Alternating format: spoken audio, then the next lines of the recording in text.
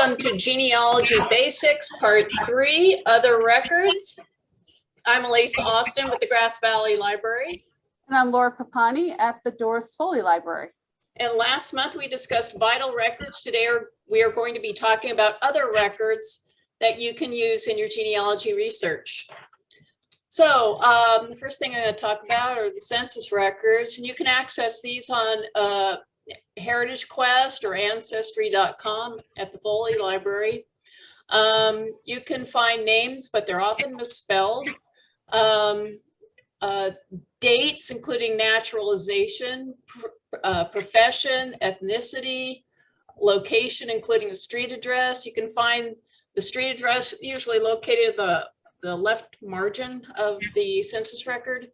You can check for neighbors and relatives, spouses, and if they're separated, they might list each other as deceased. That's what my ancestors did.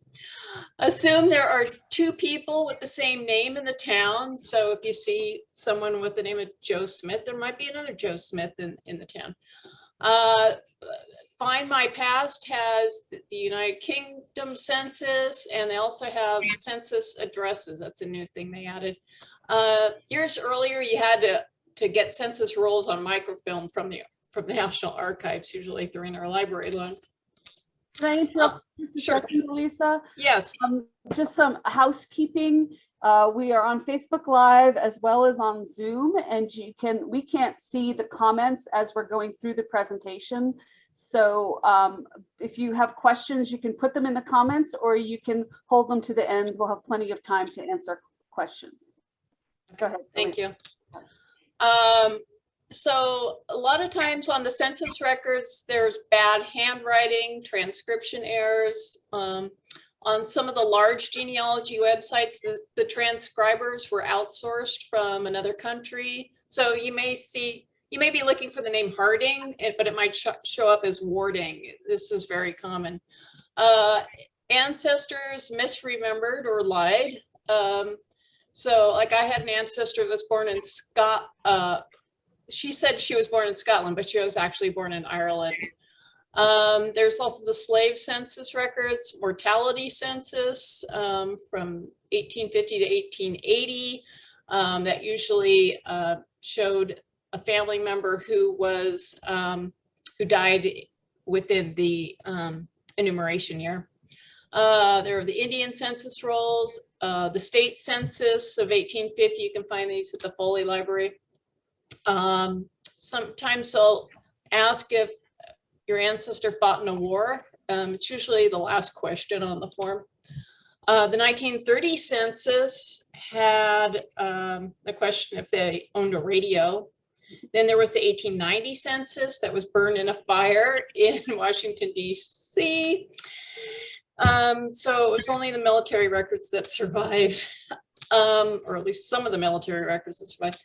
And next year, the 1950 census will be released on April 2022. So get ready for that. And on my calendar. Yes. So here are some other records that might be useful if you're searching for African-American ancestors or other minorities. The Friedman's Bank records, which you can find on Heritage Quest, that's a database that the library subscribes to.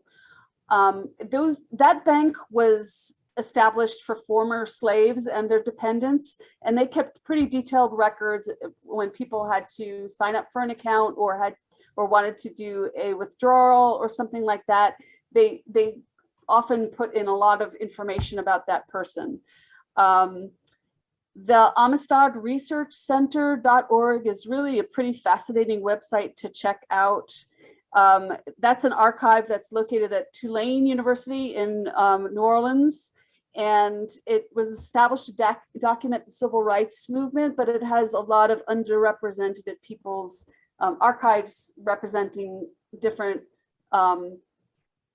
groups like Asian Americans, of course African Americans, but also Asian Americans, Latinx, Jewish, Native Americans, basically people who were underrepresented in other areas. And then there's the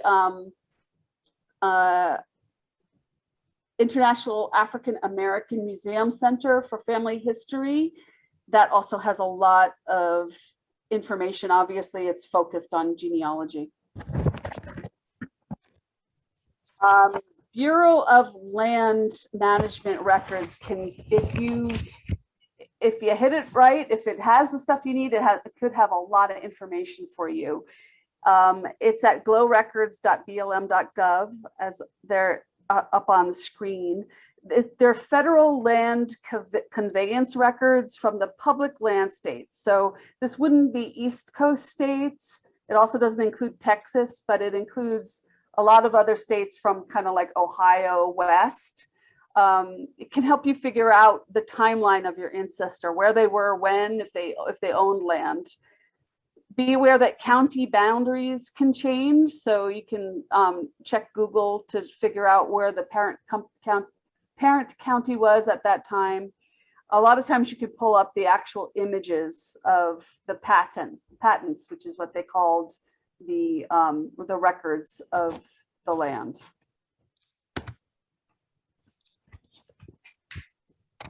Okay, so parish records, you can find various parish records, say in the National Records of Scotland. There's Roots Ireland.ie for Irish records.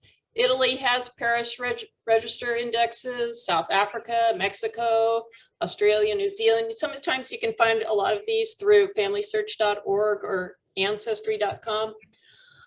You can also find medical records on Ancestry, may mention various symptoms that might be lead poisoning.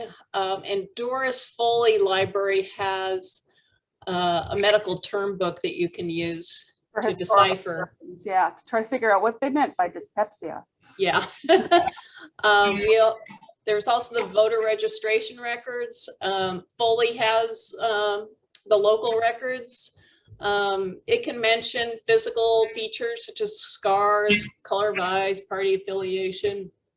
My grandfather was a Republican until the Great Depression. The Polk directories, professional directories, can mention their home address and profession.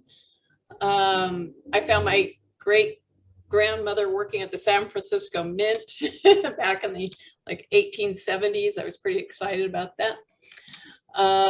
There's the Internet Archive.org.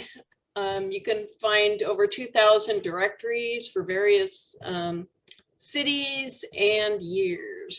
So, and the Foley has a selection of local directories also. Mm-hmm.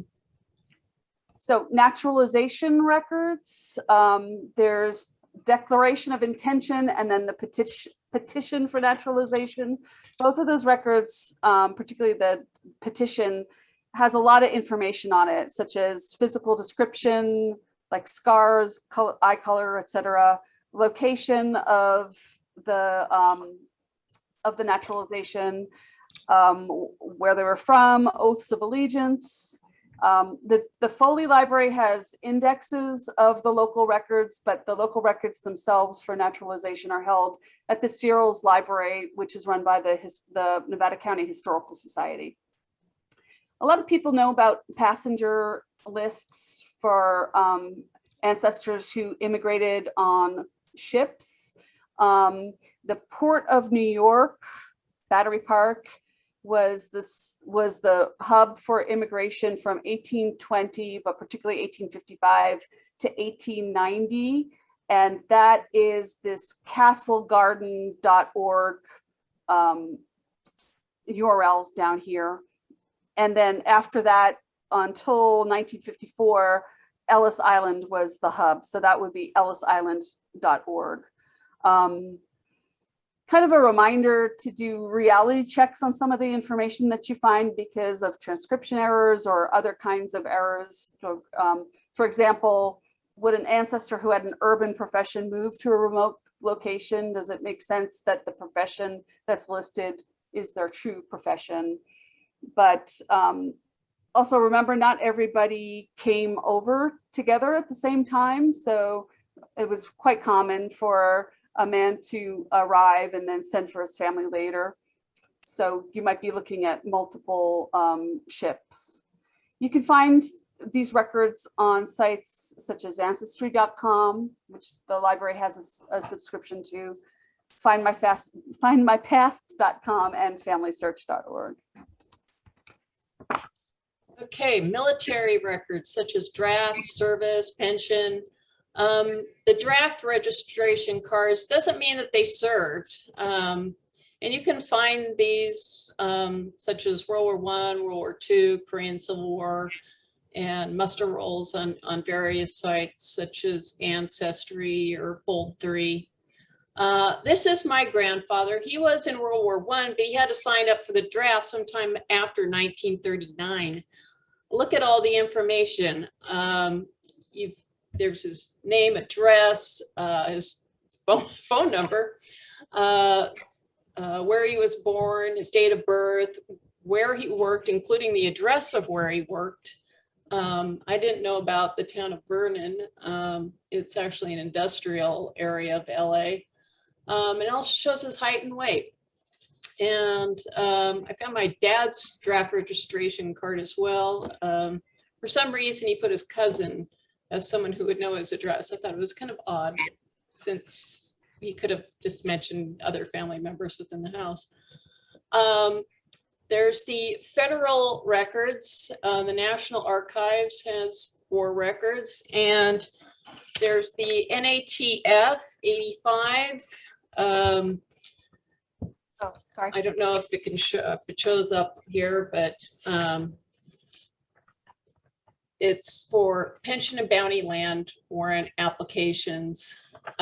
They do have some required information that they ask for, like the veteran's name, branch of service in which he served, Army, Navy, Marine Corps, state from which he served, or in which dates he served.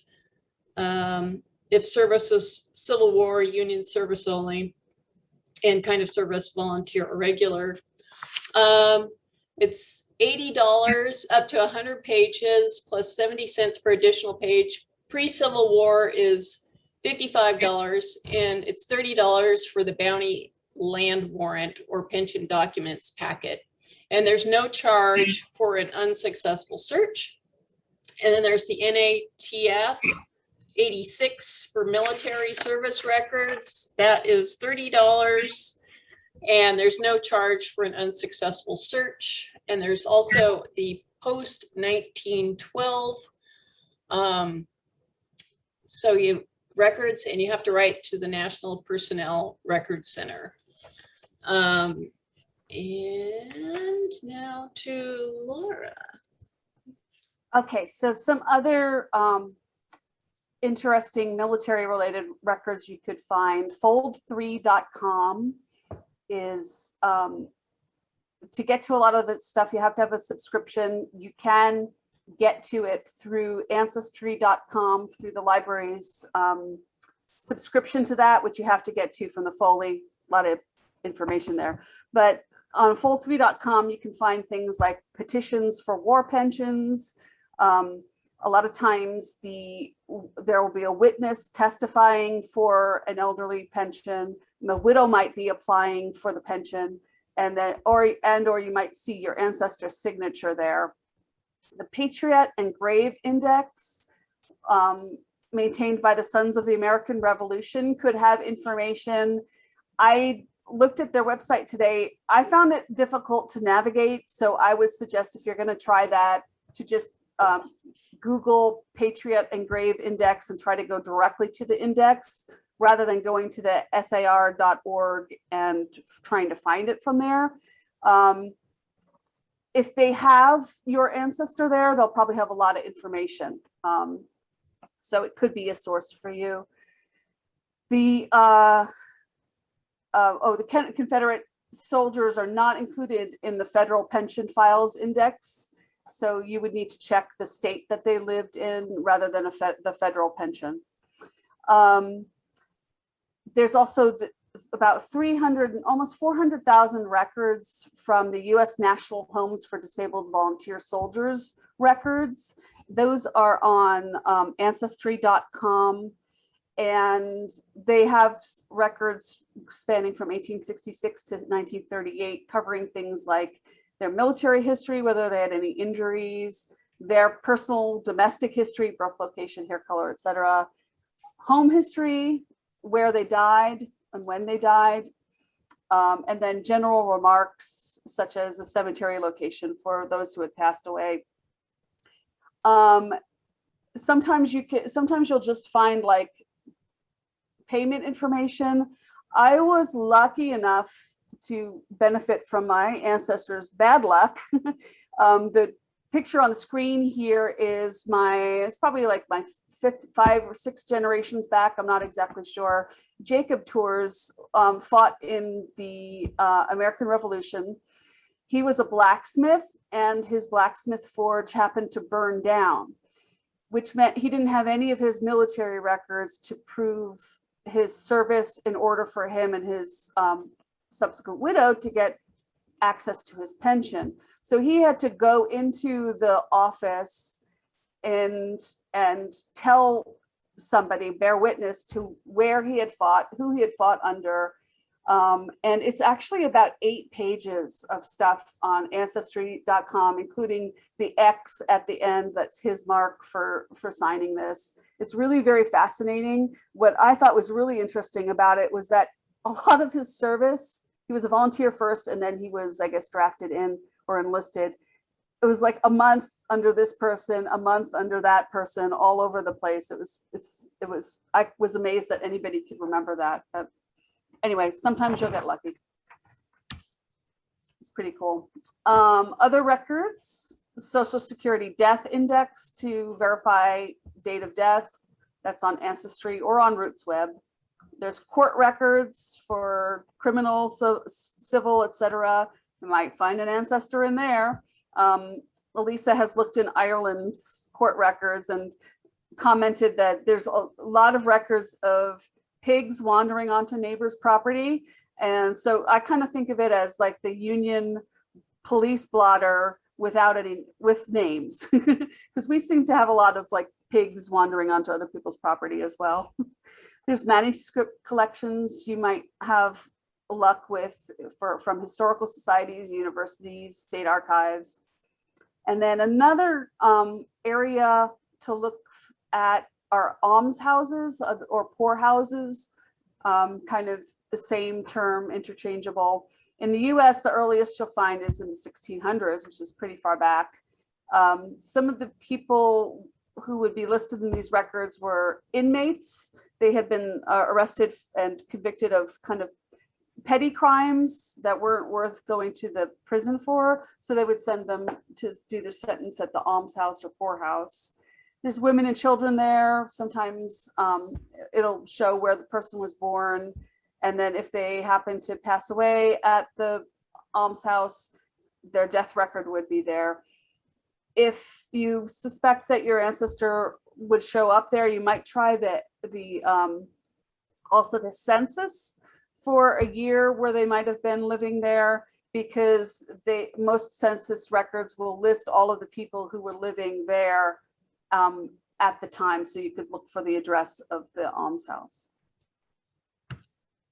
And then we've mentioned this before, and we're going to be talking about more about this on our next program, but cemetery and mortuary records. There's findagrave.com, and what's the other big one, Elisa? Billion Graves. Thank you, Billion Graves.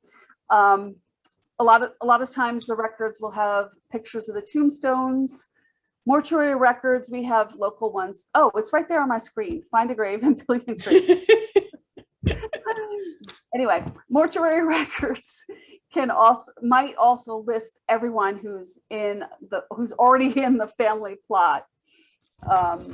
So you can sometimes the records will be very sparse, but other times you'll find a lot more information than you had expected.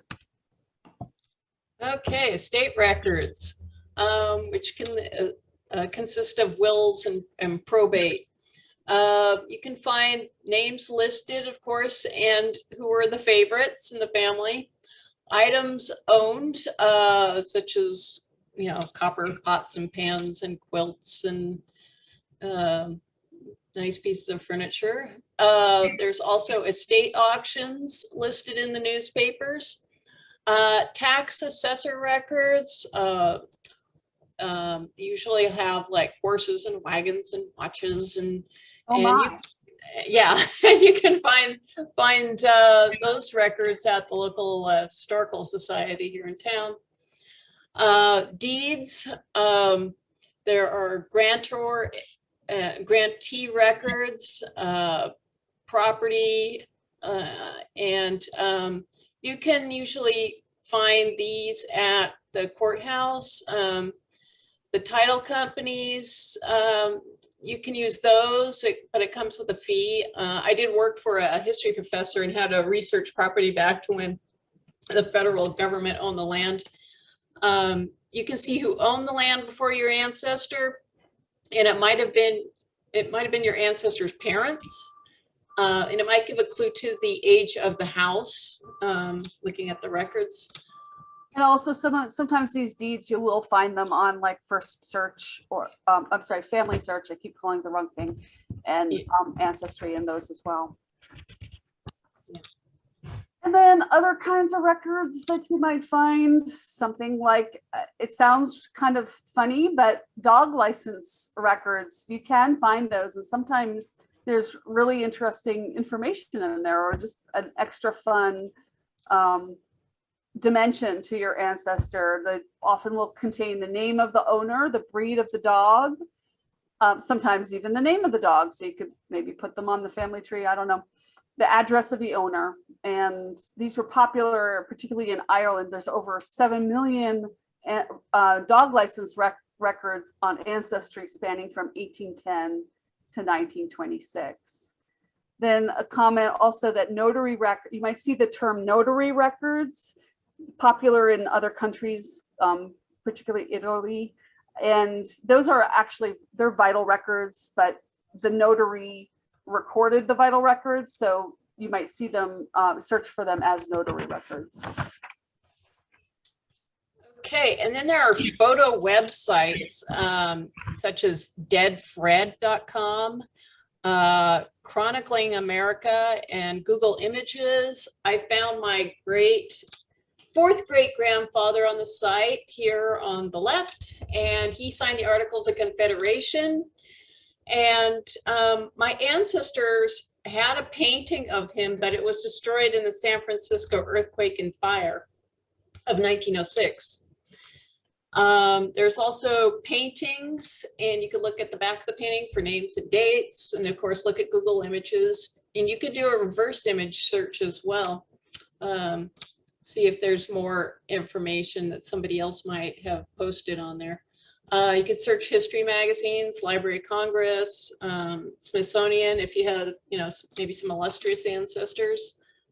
And then there's education, school yearbooks, report cards, diplomas, and so on. There's oldyearbooks.com, eyearbook.com, macavo.com, for records and yearbooks, ancestry.com, and Doris Foley has the local yearbooks going back to, gosh, how do we know how far back? Early 20th century? 20s, at least the 20s, yeah. Okay. Schools, and the local schools might have yearbooks on their website. So also check places of employment. If your ancestor worked at a corporation like Wells Fargo, they have corporate archives, and of course professional organizations. Oh, and just a comment about yearbooks. Don't overlook yearbooks. You can really find, to me, it kind of fleshes out your picture, the picture or the image you have of your ancestor. I remember helping somebody find, looking for a photo of their ancestor, and it turned out he was, like the local heartthrob farmer, for lack of a better description, and there were a lot of references to him and to his sports abilities, and it was just kind of nice to put a little bit more personality to the name. Yeah, I found my dad in the mural club. The mural club. Yeah, or it was mural class, I guess. Painting murals, you mean? Yeah, murals. Okay. Large murals. Yeah. Cool. So go figure about that one. All right. So that is that's the finish of the presentation part of it. I'm going to stop sharing my screen, and we'll see if we have any questions. Casey, are there any questions from the Facebook side? I'm not seeing any here on Zoom. No, it doesn't look like there's anything on Facebook. Okay. If anybody has any questions, this is the time to kind of ask. I know there's a lot of information in this presentation, so please know that it will be posted, the presentation will be posted up on the library's YouTube channel. And also, if you have any questions, you can contact me at the Foley. The number here is 530-265-4606.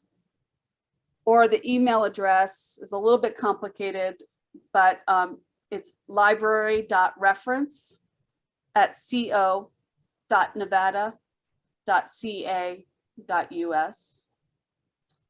And did any other questions come through, Casey? No, I don't see any. Okay. Okay, so shall we wrap it up then? Our basic genealogy course for next month is other sources. So we'll be covering various things for that program. And internet type stuff too, right? Like yeah, a lot of online records and right. so on. Do you So know what day we set that as? I think it was Tuesday, August 3rd. Yes, August 3rd, Tuesday at 2 p.m. Yeah. So we hope you'll join us then.